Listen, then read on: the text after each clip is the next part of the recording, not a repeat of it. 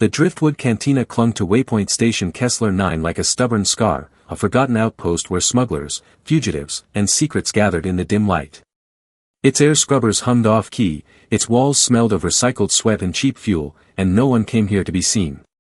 That was exactly why Commander Jocelyn Merritt had chosen it.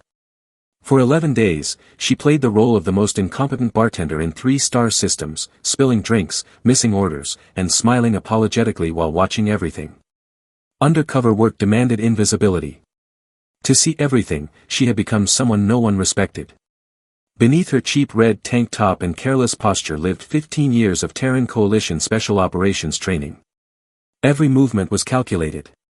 Every mistake was intentional. Her handler, Admiral Constance Pellerin, had sent her to Kessler 9 to track stolen military navigation codes, coordinates valuable enough to sell entire planets into ruin. The source of the leaks sat in the corner booth. Sarek mercenaries, towering and scaled, radiated danger in a room full of lesser criminals. Their leader, Sub-Commander Vorith Ken, bore cybernetic implants and scars earned through real war. His golden eyes tracked Jocelyn with unsettling focus. He saw through most lies. That made him dangerous. For days, Jocelyn watched Vorith's meetings with Garavel, an insectoid Melvari broker known for discreet deals and brutal pricing. Something large was moving. Something that could destabilize entire systems. As midnight approached, the cantina's balance shifted. A chrome-plated service android sat quietly at the bar, pretending to be nothing more than furniture. Jocelyn noticed it instantly and filed the detail away. When Garavel activated a privacy screen at Vorith's table, Jocelyn's concealed micro-receiver cut through it cleanly. The deal was confirmed. Docking Bay 17. Proof required. Sale imminent. Then Vorith noticed her. He mocked her openly, diffusing suspicion while studying her like prey. The night dragged on until the cantina emptied, leaving only shadows and silence. That silence broke when Vorith appeared beside her without a sound. He blocked her exit and grabbed her arm, not attacking yet, but promising it. He knew she was lying. As his soldiers sealed the exits and dragged her toward the bar, Jocelyn realized the trap had finally closed. Her cover, her mission, and her life balanced on a single moment. The bartender act was over.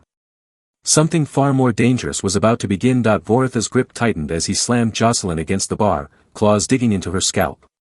Pain flared, but training sharpened her focus. She had weapons hidden within reach, but using them meant sacrificing the mission. She chose deception instead, spinning a desperate lie about running from debts on Titan Station. Vorith listened without blinking, then ordered his soldiers to search her. Before they could, the cantina doors slid open. The Chrome service android returned, no longer pretending. Its posture shifted, movements precise and purposeful. A sleek military-grade pulse pistol rose smoothly and leveled at Vorith's head. The android's voice dropped its mechanical monotone. Release the female. I am Lieutenant Colby Brannick, Coalition Intelligence. You are under arrest. Jocelyn's stomach sank. Another agent. Another operation. No briefing. No coordination. The nightmare scenario. Brannick called for backup. 3 Coalition Marines burst inside, weapons raised. For one breath, relief washed through Jocelyn. Then everything went wrong. A Sarek warrior hurled a bottle, cracking Brannick's chassis. Instead of engaging the aliens, the Marines turned their rifles on Brannick and Jocelyn. The betrayal was instant and undeniable. In the razor-thin second between survival and death, Jocelyn made her choice. She abandoned her cover completely. A stun charge slammed into Vorith's spine, dropping the massive Sarek. She vaulted the bar, drew her sidearm, and fired with surgical precision. One soldier fell. Another collapsed under a nerve strike. Violence flowed through her like instinct, controlled and absolute. When the chaos ended, the Marines lay incapacitated. Vorith was restrained. Brannick stood damaged but operational, artificial skin torn open to reveal sparking machinery beneath. Confusion turned into fury as truths began unraveling. Under interrogation, the real betrayal surfaced. The stolen codes were an inside job. Admiral Victor Standish, a decorated hero of the Coalition, was the traitor. He had hired the Sarek as intermediaries because criminal buyers did not trust humans. His plan was simple: sell fake military codes disguised as classified routes, pocket the fortune, and disappear. Vorath revealed the final twist. He had believed the codes were meant for military targets. When he realized civilians could die, he decided to burn the deal. He had standards. By dawn, evidence flooded secure channels. Standish was arrested quietly, his legacy destroyed without ceremony. The traitor never fired a shot, yet nearly shattered the coalition.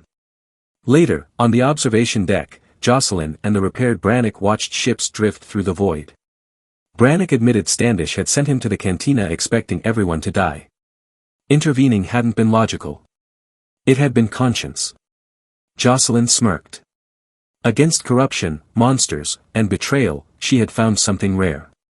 A truth that mattered. And a partner learning that logic alone could not navigate the stars. The Driftwood Cantina returned to its usual silence, but nothing about it felt the same. Broken furniture and scorched walls bore witness to truths exposed in blood and sparks. Admiral Pellerin's hologram flickered over the wreckage, issuing orders with quiet precision. Standish's network was already collapsing, his accomplices identified across multiple systems. The betrayal had been surgical, but the fallout would echo for years. Jocelyn Merritt stood amid the aftermath, adrenaline fading into exhaustion.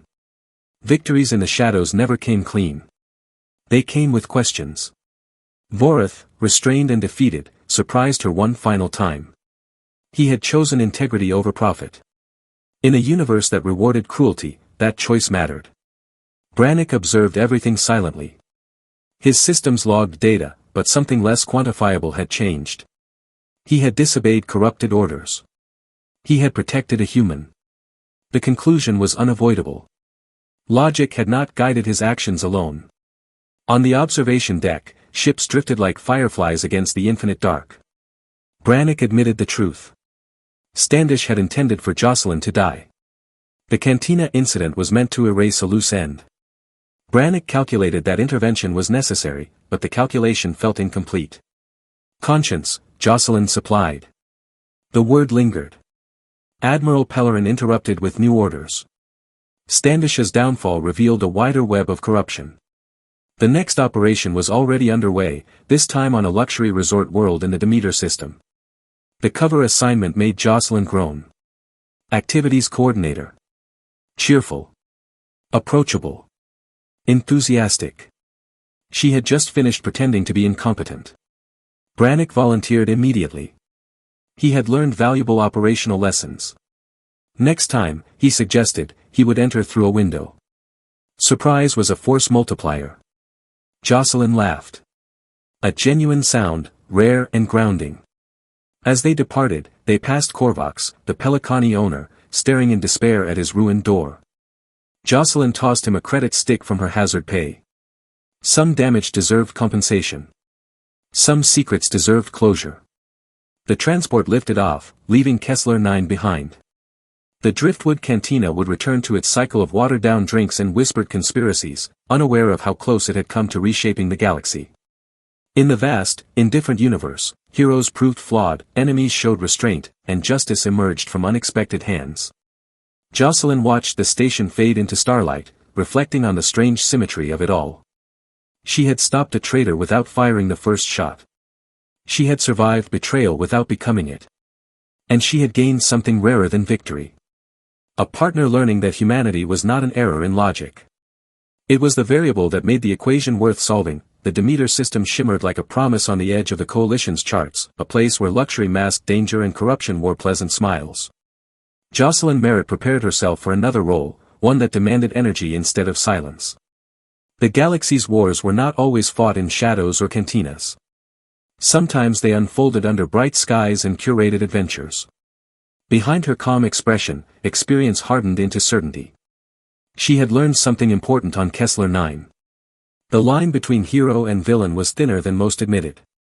Integrity was not a species trait. It was a choice. Brannick accompanied her, his systems fully repaired but quietly evolving. He processed more than probability now. Patterns of behavior. Emotional causality. Human unpredictability. He did not fear it. He studied it. Their transport cut through open space, leaving behind the echoes of betrayal and revelation. Somewhere, Admiral Standish sat in a silent cell, reputation erased without spectacle. No monuments marked his fall. Only data logs and sealed indictments remained. Jocelyn preferred it that way. The coalition would never know how close it came to catastrophe. That ignorance was intentional. Stability required silence as much as strength. The universe continued spinning, unaware that a bartender, an android, and a mercenary with standards had altered its trajectory. Brannick reviewed mission parameters aloud. Jocelyn tuned him out, gazing at the stars. She thought about Voritha's final words. Monsters had lines. Perhaps that truth mattered more than any weapon. The Driftwood Cantina would fade into rumor. The stolen codes would vanish into classified archives. But the lesson endured. Power did not always come from authority. Sometimes it came from refusing to cross a line. As the transport entered Demeter space, Jocelyn allowed herself a rare moment of peace. In a career defined by lies, this mission had ended with something honest. Justice, imperfect but real. Brannick broke the silence. He had analyzed human behavior extensively since Kessler 9. He reached a conclusion. Human intuition was not illogical. It was adaptive. Jocelyn smiled. You're learning. Ahead, the resort world glowed invitingly, unaware of the storm walking toward it. Another assignment. Another mask. Another chance to make the galaxy slightly less cruel. The stars did not care. But she did. And sometimes, that was enough.